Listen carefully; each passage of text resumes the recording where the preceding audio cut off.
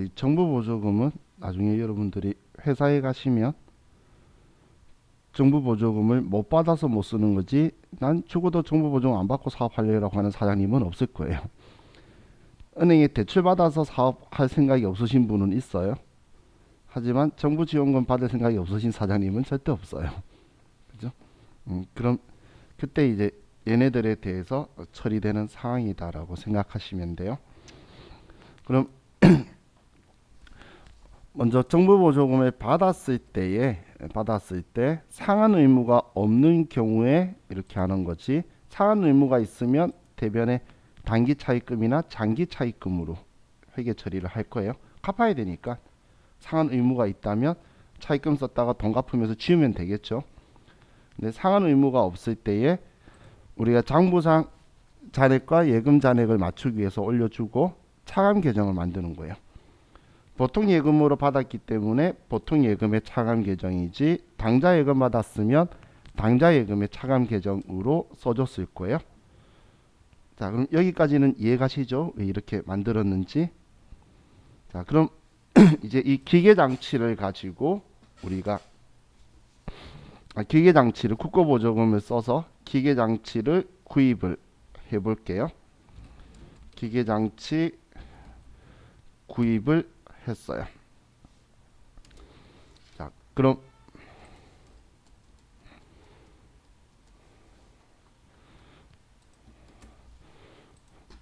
우리가 이 돈을 보통 예금에서 1,000만 원을 주고, 그리고 기계 장치 1,000만 원을 구입을 했다라고 이렇게 썼어요.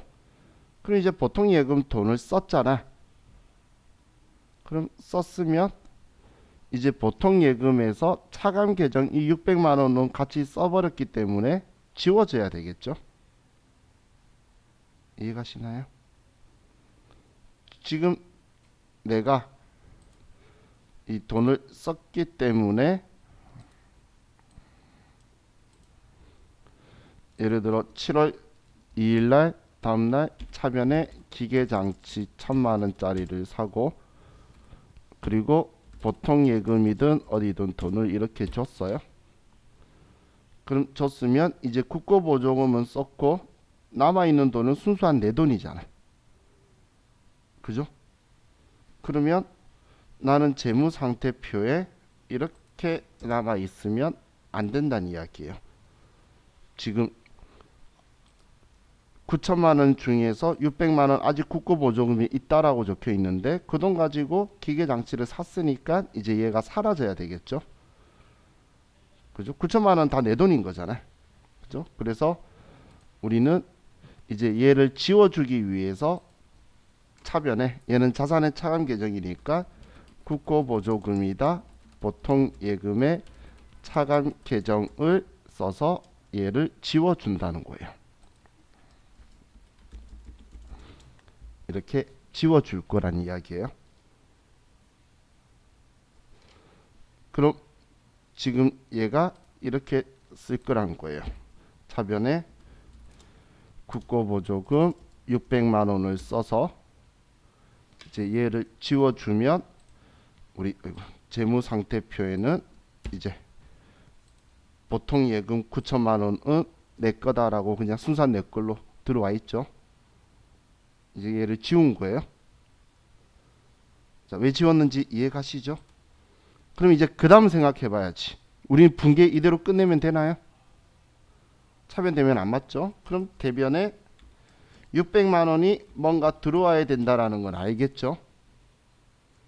그럼 이 600만 원은 이제 이렇게 생각하는 거예요. 이 기계장치가 1,000만 원짜리가 내가 가지고 있는데 이 기계장치가 순수한 내 거냐 그거예요. 600만 원치는 내 거가 아니죠. 내 돈은 400만 원만 들어갔잖아. 그래서 이번엔 또 국고보조금이라는 계정 과목을 만드는데 이번에는 기계장치의 차감 계정으로 만들어주는 거예요. 한마디로 보통 예금의 국고보조금을 기계장치를 사면서 썼기 때문에 이제 기계장치의 국고보조금으로 대체해 주는 거예요. 그럼 이렇게 될 거란 이야기예요. 유형자산 코드 범위에서 얘가 비었네요. 그럼 여기에다가 국고보조금 차감 성격으로 해서 관계 코드를 기계장치랑 연결시키내로 하나 만드는 거예요. 시험 때는 만들어져 있을 거예요. 그러면 이제 기계장치랑 짝지인 국고보조금이 하나 만들어졌죠. 그럼 이제 얘를 대변에 국고보조금 쓰면 기계장치께 나온다는 거예요.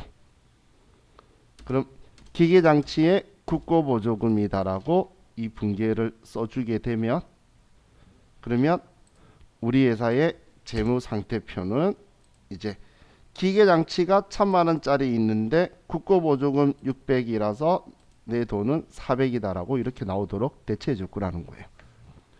처음엔 보통예금에 들어와 있었으니까 보통예금에 국고보조금 600이 있다고 했다가 이제 이 돈을 써서 다른 자산 취득하게 되면 그 자산의 600만원이 국고보조금이다라고 전환시켜 줘야 되겠죠. 그렇게 하기 위해서 우리는 이 분계를 한 거예요. 그럼 차변 대변 보이는 글자는 국고보조금 똑같다 생각할 수 있지만 성격이 전혀 다른 애죠. 보통 예금권은 썼기 때문에 지우기 위해서 온 거고, 그리고 대변은 이번에 취득한 자산의 차감 계정으로 또 만들어 준 거예요. 자, 이 분계를 기억을 잘 하셔야 돼요.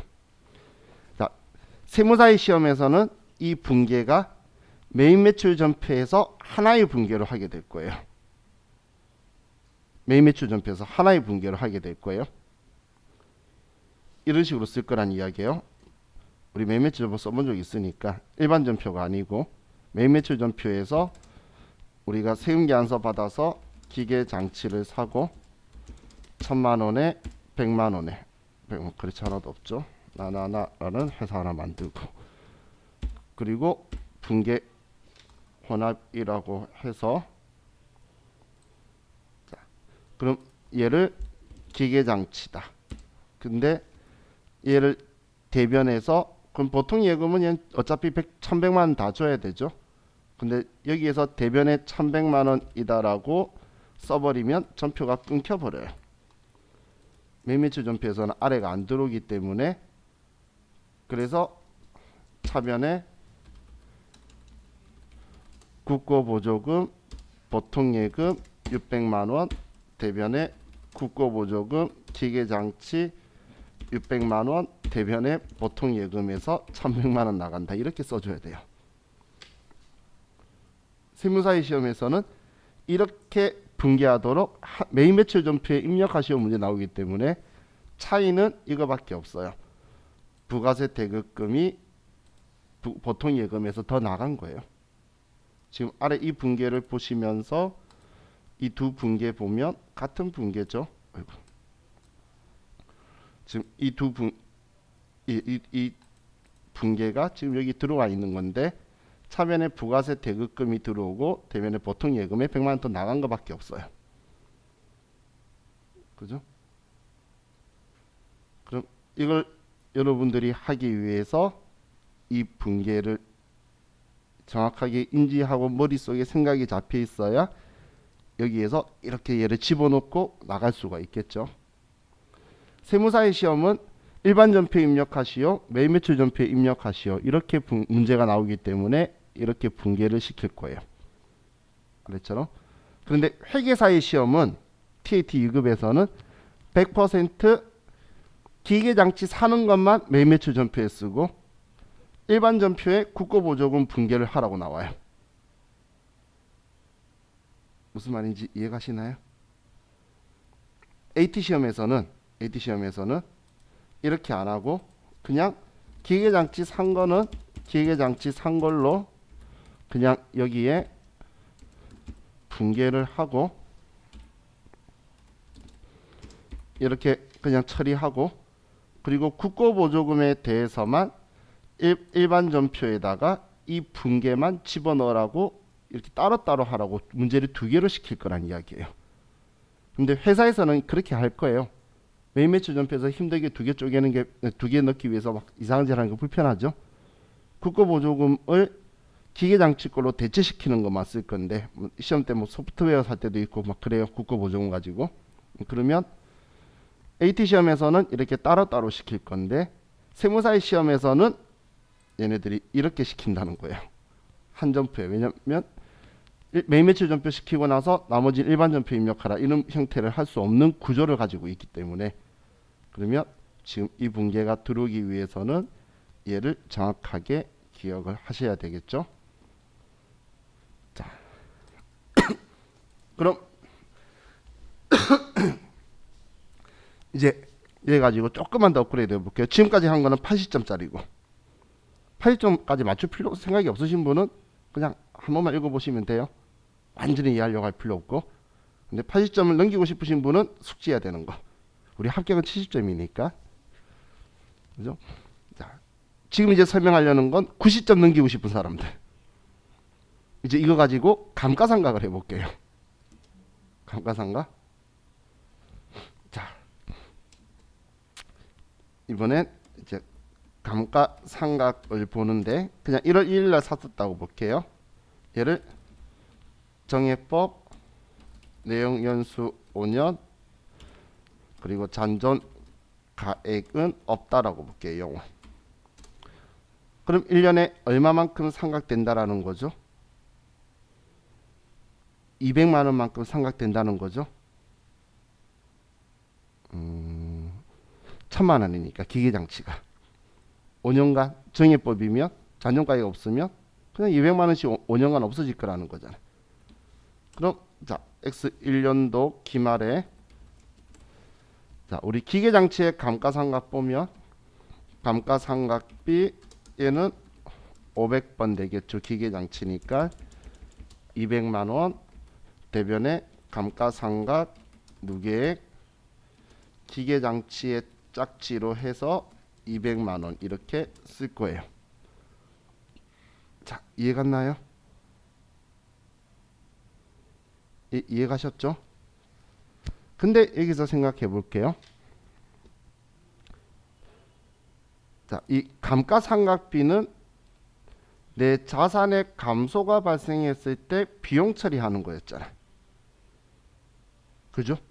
내 자산의 유출이 발생했을 때 우린 지금까지 제가 표현할 때는 자산의 유출이 발생했을 때 비용 처리한다 표현했지만 내 자산의 유출이 발생했을 때 비용 처리하는 거지 다른 사람의 자산의 유출이 발생했는데 내가 비용 처리할 필요가 있나요? 말이 안 되죠. 그러면 지금 이 기계장치 중에 순수한 내 건 얼마였죠? 그렇죠. 우리 기계장치의 순수한 내 거는 400만 원이었잖아요. 그죠? 그러면 나는 400만 원 중에 5년간 쓸 수 있는 그러면 80만 원만 나는 비용이 올해 처리돼야 되죠. 5년 동안 400만 원만 비용 처리돼야 된다는 거예요. 그럼 거꾸로 말할게요. 600만 원은 내가 비용 처리하면 안 된다는 이야기예요. 전체 1000만 원 중에. 전체 1000만 원 중에 400만 원만 내가 비용 처리해야 되지 600만 원은 하면 안 된다는 거예요. 무슨 말인지 이해가시죠? 그러면 60%가 내 거가 아니죠. 그럼 200만 원 중에 60%인 120만 원은 취소해야 되겠죠. 그러면 감가상각비 500번대를 120만 원 이렇게 취소해 줄 거예요. 국고보조금의 비율만큼 지금 얘 한 거는 국고보조금 비율만큼 감가상각비 취소하기 위해서 대변에 쓴 거예요. 지금 60%가 기계장치의 60%가 국고보조금이었거든. 그죠? 그러면 이 취소한 이 금액만큼 어떻게 하냐면 이 국고보조금을 지워주는 거예요.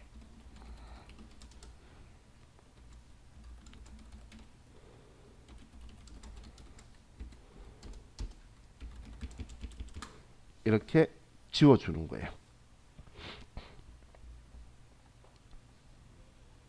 자, 이 분계 하나 가지고 이제 우리가 생각을 한번 해볼게요. 우리가 5년간 똑같이 이렇게 분계를 했어요. 5년간 똑같이 분계를 하면 감가상각 누계액은 1,000만 원이 되겠죠. 그죠? 5년간 똑같이 하면.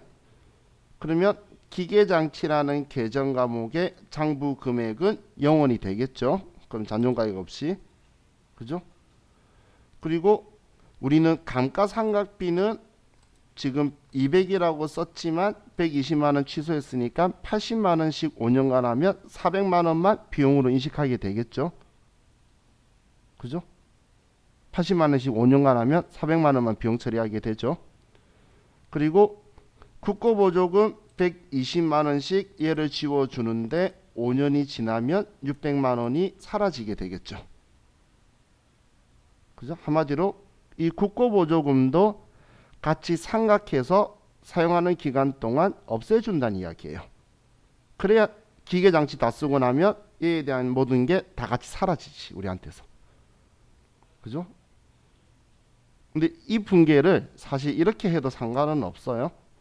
차변에 감가상각비, 이건 우리 회사가 부담한 부분만 하는 거야. 80만 원. 120만 원은 국고보조금을 상각하는 거야.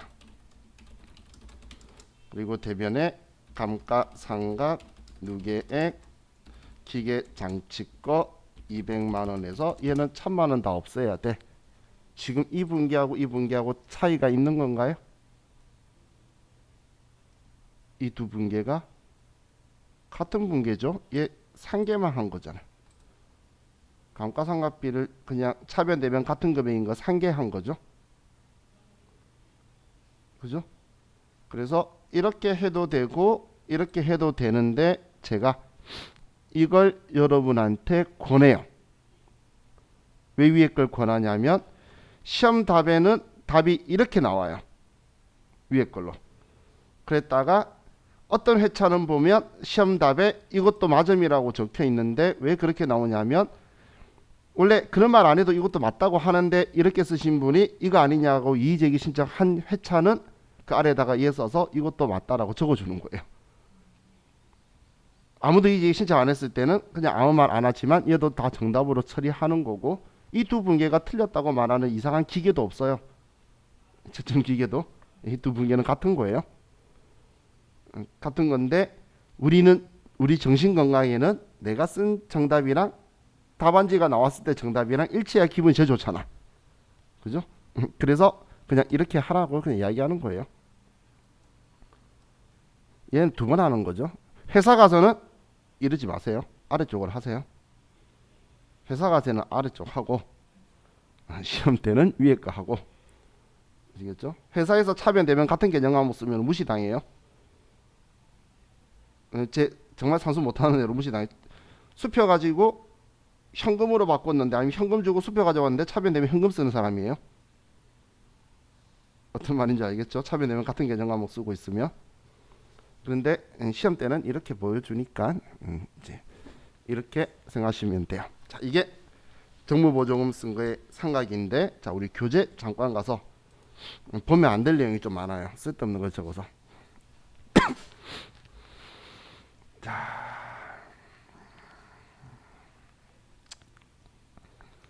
여기서 정부보조금에 대해서 있는데 상환 의무가 없는 경우에 우리는 이 단기 비용 지출에 관한 정부보조금은 단기 수익으로 반영한다라고 이상의 표현인데 얘는 이연 수익으로 해서 처리하는 다른 형식의 방식을 말한 거예요. 이건 IFRS 방식이에요. 그래서 이 방식을 우리는 처리를 하지 않아요. 수익으로 처리 안 하고 자산의 차감 계정으로 처리하잖아. 그죠? 근데 지금 얘가 지금 기업회계 기준서라고 적혀 있는데 근데 기업회계 기준서가 아니고 한국채택 국제회계 기준에서 쓰고 있지 일반 기업회계 기준에서 이런 식으로 안 해요. 그래서 우리 시험 때는 이렇게 처리 수익으로 인식하면 안 돼요. 그래서 이 다음 페이지에 보면 예제라고 적혀 있는 게 지금 얘가 정부 보조금 수익으로 처리하는 거예요. 얘를 자산의 차감 형식으로 한 경우는 정부 보조금이라고 처리를 하는데 이제 이연 수익으로 처리할 때는 수익 처리한다는 거니까 이 아래쪽 거는 신경 쓰지 마시라는 거예요.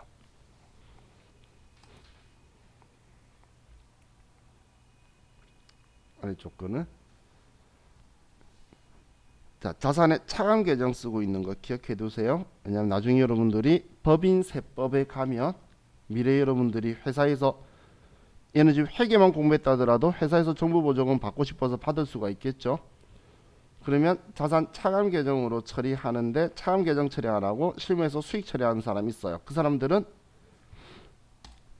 회계 기준 따른다고 한 게 아니고 법인세법은 뭐 그래도 너네 회사에 뭔가 공짜로 생긴 거잖아. 세금 내야지라고 해서 일단 얘를 수익으로 처리해요. 그런데 법인세법에서 교군이 없어지는 거네. 그래서 한 방에 얘를 감가상각을 한 방에 600만 날려버리는 방식을 나중에 볼 거예요. 그건 이제 법인세법에서 600만 원 돈 번 걸로 했다가 600만 원을 감가상각으로 날리면 본전치기죠. 그런 걸 나중에 이제 압축상각이라고 해서 하게 돼요. 근데 그걸 여러분들이 알기 위해서는 전제 조건이 뭐냐면 얘를 자산 처리했다는 걸 알아야 돼요. 그래야 방금 뒤에 제가 했던 말을 했을 때 해야 될 일을 여러분이 알게 돼요. 얘가 자산 처리했다는 걸 모르고 얘가 지금 회계 장부에 수익 처리했다 생각하고 세법이 수익이라 생각하면 그 다음에 멈추게 돼요. 그래서 회계 기준에서 어떻게 하는지를 꼭 정확하게 인지하고 계셔야 돼요. 그래서 우리는 지금 상환 의무가 없는 건 자산의 차감 계정으로 처리한다라고 했죠. 그걸 정확하게 인지하시면 돼요. 자, 이게 이제 우리 정부 보조금에 대해서 본 거고 좀 재밌죠, 전보다. 그죠? 자, 이번에 이제 우리 처분 위쪽에 얘는 성의가 없다고 하면 좀 그렇지만 세 줄밖에 없지만 자, 처분에 대해서 좀 다양하게 봅시다.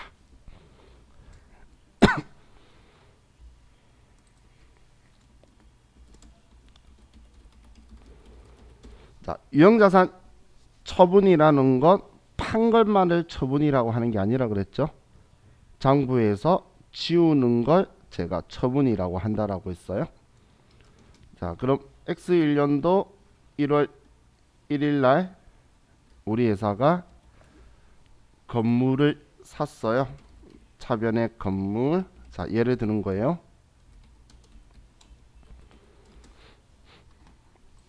건물 1000만 원짜리를 사고 대변에 현금으로 1000만 원을 주고 얘를 구입을 했어요. 그럼 X1년도 12월 31일 날 이제 상각을 할 건데, 자, 저는 제일 만만하게 생각하는 얘가 정해법 내용 연수 5년 잔존 가액 0원. 그럼 자, X1년도에는 자, 이 건물이 뭐 예를 들어 본사 건물이었다면 감가상각비 800번대에 200만 원 대변에 감가상각 누계액 그 건물의 짝지 200만 원. 자, 그리고 X2년도 12월 31일 이때도 똑같으니까 차변에 감가상각비 200만 원 대변에 감가상각 누계액 200만 원 이렇게 처리를 하겠죠.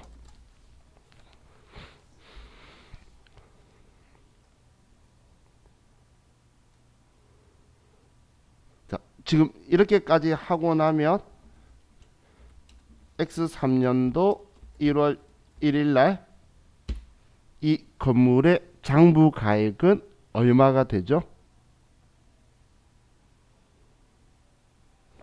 600만 원이죠. 그죠? 600만 원 이해가시죠? 그럼 이 600만 원짜리 건물을 가지고 이제 우리가 지우는 경우를 보도록 할게요. 자, 첫 번째 매각.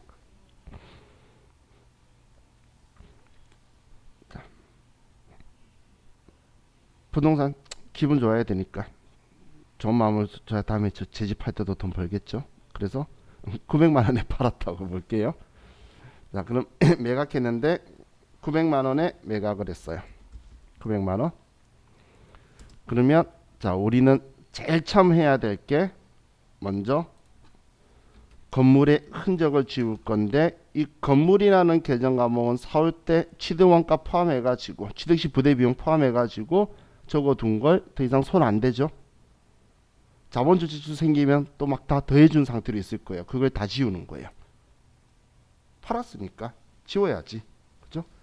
그럼 그 장부에 적혀 있는 유형자산 계정 과목 전체를 지우고, 두 번째 이제 얘한테 딸려 있는 식구들 차감 계정들 얘네들을 지울 거예요.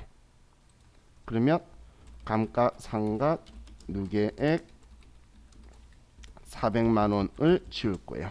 만약에 이때 정부보조금 딸려 있으면 걔도 지우는 거예요.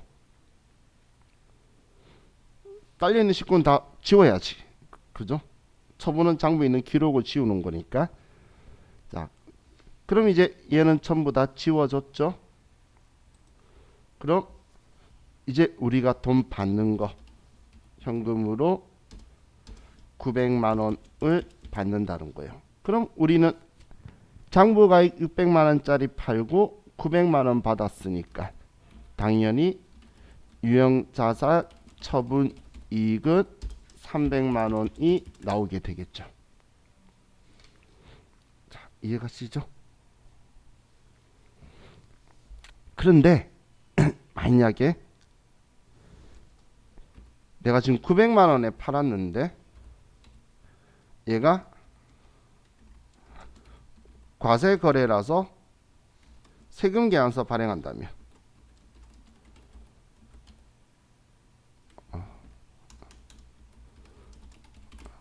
너무 성의 없이 TI라고 썼죠. 세금 계산서를 발행한다면, 그럼 우린 얼마 받아야 되죠?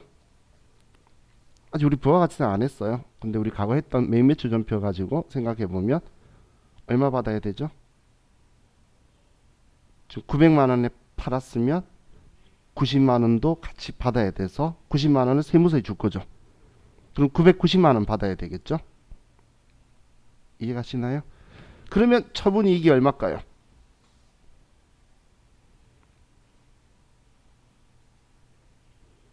그렇지. 햇님씨 문생도 맞은 소리야. 똑같이 이런 표현 좋았어요. 제가 원하는 게 그거예요. 부가가치세를 받든 안 받든 그 돈 내 돈 아니잖아.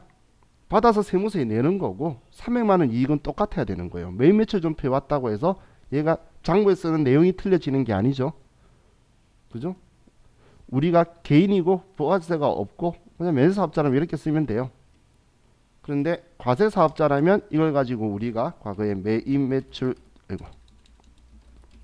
매출 전표에다가 11번 매출 과세로 하고 900만 원의 부가가치세 90만 원짜리를 해주면, 그러면 컴퓨터가 알아서 90만 원 부가가치세를 부가세 예수금으로 대변에 써줬었어요.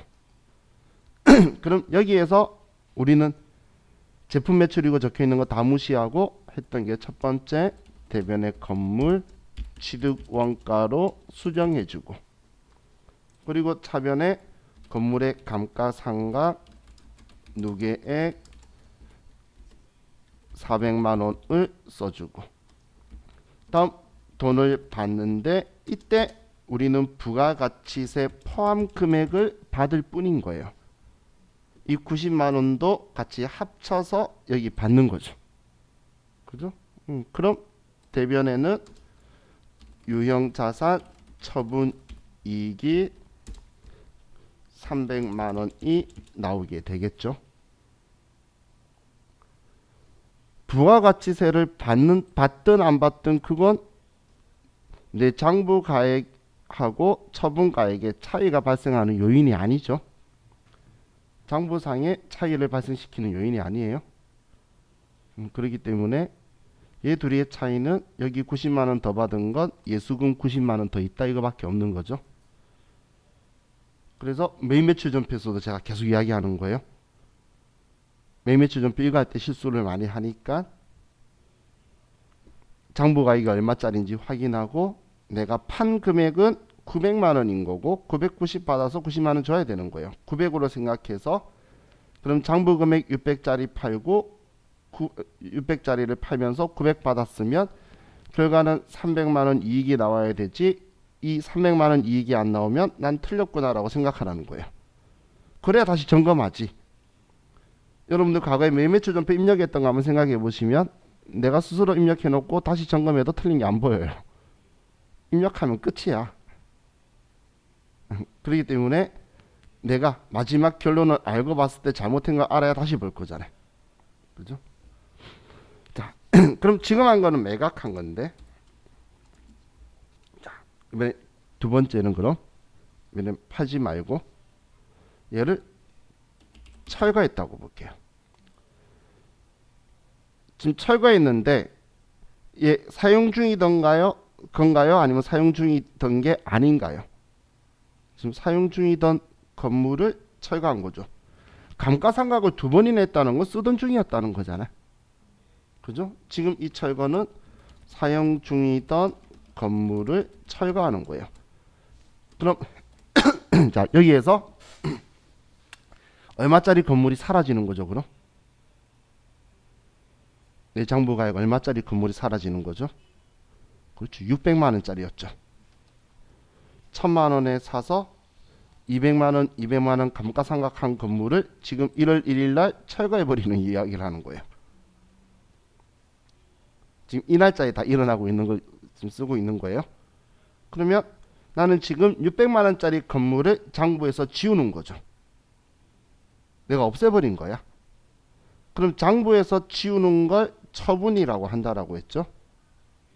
그죠? 그래서 자, 그럼 이제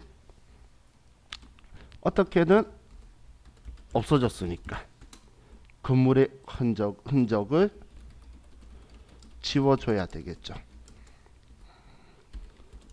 자, 지워주는 건 똑같은데 우리는 이 600만 원짜리 건물이 사라졌죠. 제가 처분은 판 게 아니고 장부에 지우는 거라고 이야기했죠.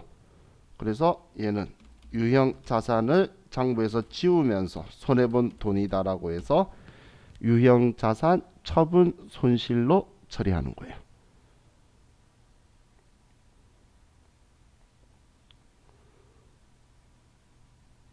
자, 만약에 이 같은 상황에서 자, 추가로 여기에 더하기 철거비가 20만 원이 현금으로 지급을 했어요. 자, 더하기 똑같이 해서 그럼 건물 1000만 원짜리 지우고 감가상각 누계 감가상각된 기록 지워주고. 자, 그럼 이제 얘 다 지운 줄 알았는데 얘를 지우면서 지금 돈이 20만 원이 들어갔죠. 그죠? 그럼 이 건물 지으면서 얼마 손해 본 거죠? 620만 원 손해 본 거죠. 그냥 없어져야 600만 원짜리 건물만 사라졌대야 되는데 얘 없애면서 20만 원도 들었잖아요. 그렇기 때문에 우리는 620만 원이 유형 자산 처분 손실이 되는 거예요. 이 정도쯤 되면 제가 처분 손실은 처분은 판 게 아니고 지운 거다. 지우면서 손해봤다고 생각해야 되겠죠. 그죠?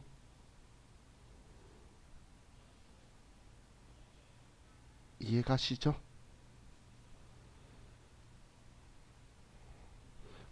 그럼 또 다른 예를 하나 볼게요. 그냥 철거비만 이야기인데 얘는 이건 또 다른 조금 얘인데 철거비 20만 원을 현금 지급했는데 이 현금 지급한 이 철거비가 토지 구입 시 있던 기존 건물을 철거하는 거예요.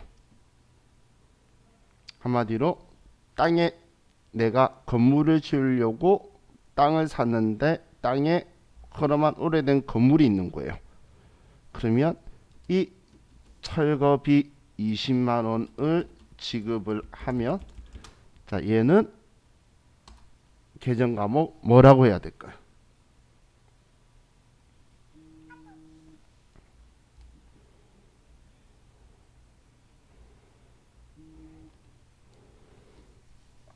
그렇죠.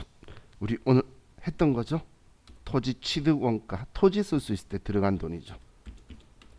그래서 토지라고 처리를 해줘야 되겠죠. 그죠?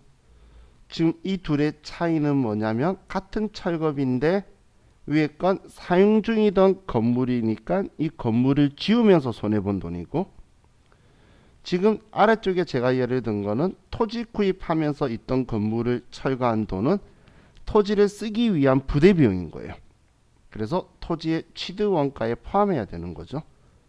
항상 저는 그래서 상황을 보라고 말하는, 같은 철거비라고 하더라도 어떤 상황에 들어간 돈이냐에 따라서 계정 과목이 달라지게 되죠. 20만 원만 가지고 이야기하면 사용 중이던 건물 철거비는 유형자산 처분 손실로 처리된 거고, 우리가 땅 샀는데 있던 기존 건물을 그냥 바로 사용하지 않고 바로 없애버리는 거는 땅 쓰기 위한 부대 비용이니까 토지라고 된 거죠. 이 20만 원의 회계 처리된 계정 과목은 상황에 따라서 이 두 개는 완전히 다른 계정 과목으로 처리되는 거예요. 자, 이해 가셨죠? 다음 세 번째. 자, 이번에는 이 건물이 1월 1일 날 화재로 소실된 거예요. 불타서 없어진 거예요. 지금 제가 계속 건물 사라지는 거 가지고 할 거라 그랬잖아. 팔아도 사라지고 내가 철거해도 사라지고 불타 없어져도 사라지는 거예요. 그럼 어떻게든 얘는 사라졌으니까 지워야 되겠죠. 이제 불타 없어진 건물을 내 장부에 내 재산이라고 두면 안 될 거잖아. 그래서 대변에 건물 1000만 원, 차변에 감가상각 누계액 400만 원. 이건 참 지속하게 계속 쓰고 있죠. 이래야 없어지거든. 없애는 작업이 우리가 할 수 있는 게 이거밖에 없어요. 그럼 이제 생각해 볼게요. 지금 우리 얼마짜리 건물이 불타 없어졌죠? 600만 원짜리가 없어졌죠. 그러면 우리는 지금 불탄 걸 재해라고 하죠. 재해로 인해서 내 자산이 없어진 거를 우리는 계정 과목을 재해 손실이라는 계정 과목을 써요. 재해 손실이라는 계정 과목을 써요. 그런데 자, 여기에서 또 보험에 미가입된 경우하고 보험에 가입이 된 경우 이제 두 가지를 볼 수가 있는데, 보험에 미가입되어 있을 때는 재손실이라고 처리할 수밖에 없어요. 그런데 보험에 가입이 되어 있는 경우는 재손실을 쓰거나 유형자산 손상차손이라는 화재로 인해서 손상을 크게 입었다라고 해서 손상차손으로 처리할 수도 있어요. 두 개 별 의미 없어요. 왜 별 의미 없냐면 둘 다 어차피 영업의 비용이에요. 영업의 비용이 뭐 그렇게 중요하겠어. 그리고 자, 얘 기억할 필요 없고 이거 하나만 기억합시다. 재해로 없어지면 재해 손실이라고 생각하시면 돼요. 얘를 원하면 시험 문제에서 똑같은 그 같이 써도 되는 계정 과목 있으면 얘 쓰라고 말해줄 거거든. 시키면 시킨 대로 하면 될 거잖아. 그러면 우리는 가입했던 가입하지 않았던 재 손실이라고 할 것만 생각하면 되겠죠. 그죠? 근데 보험에 가입이 되어 있으면 자, 예를 들어서 위 건물에 대한 보험금 800만 원의 지급을 보험회사로부터 통지받다 혹은 수령하다. 자, 그럼 이익이에요, 손해예요?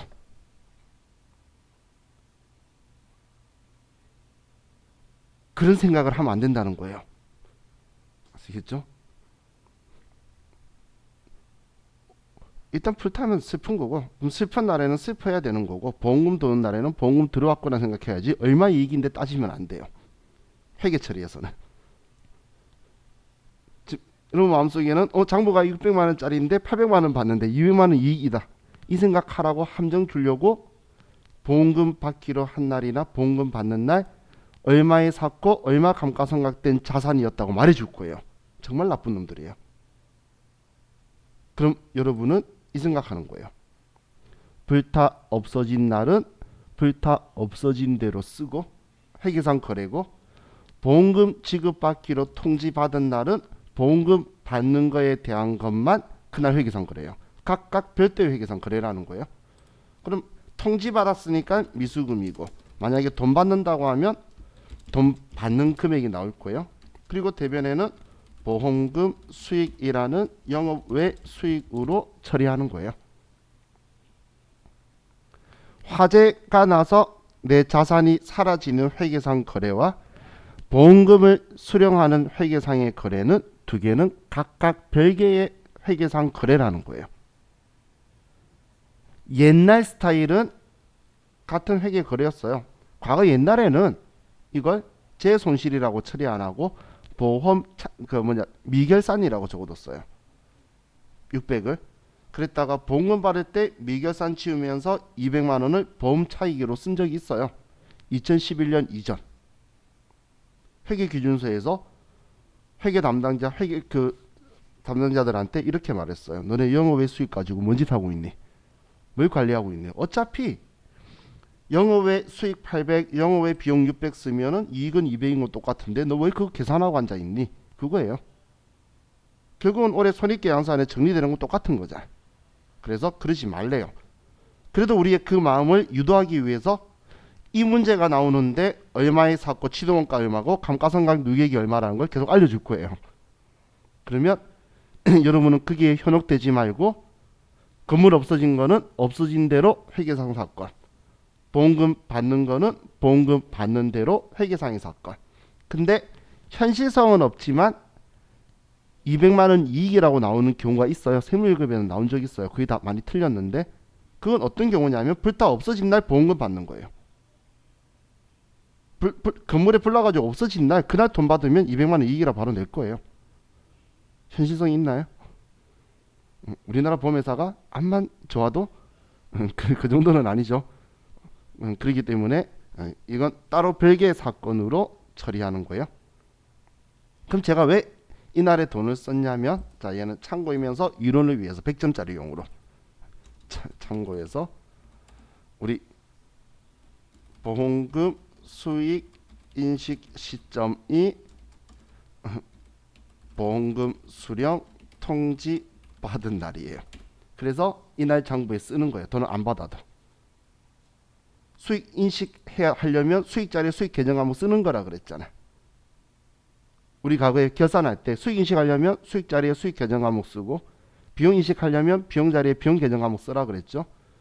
그럼 이 보험금 수익을 인식하는 시점이 통지받은 날이에요. 그러면 그 날짜에 수익을 써야 되는데 통지만 받았으니까 안 받아서 미수금이라 써두는 거예요. 근데 시험 때는 돈 받는 걸로 나올 때도 있고 안 받는 것도 나오는 게 있는데, 돈을 그날 안 받고 통지만 받아도 회계 처리를 해야 되는 건 이것 때문에. 자, 이해 가시죠? 그죠? 자, 그럼 지금 이제 우리 얘 불타서 없어지는 것까지 봤고, 자, 지금 우리 이제 취득하는 거는 잘 알겠죠? 취득하는 건 뭐였죠? 차변에 이 자산 계정 과목을 쓰는 게 취득이고, 처분은 이 자산에 대한 흔적을 제거하는 게 처분이죠. 그럼 취득과 처분이 동시에 일어나는 거래가 뭘까요? 그 거래가 바로 우리 교재 이제 다음 페이지의 교환이에요. 그냥 우리끼리는 바꿨다라고 말하지만 우리는 장부에서 우리가 준 거는 지워야 되니까 처분이고, 걔한테 받은 거는 장부에 써야 되니까 취득이에요. 그래서 처분과 취득이 동시에 일어나는 게 교환인 거예요. 자, 그래서 이제 쉬었다가 이 다음 시간에는 100점을 위한 내용을 설명해 드릴게요. 쉬었답시다.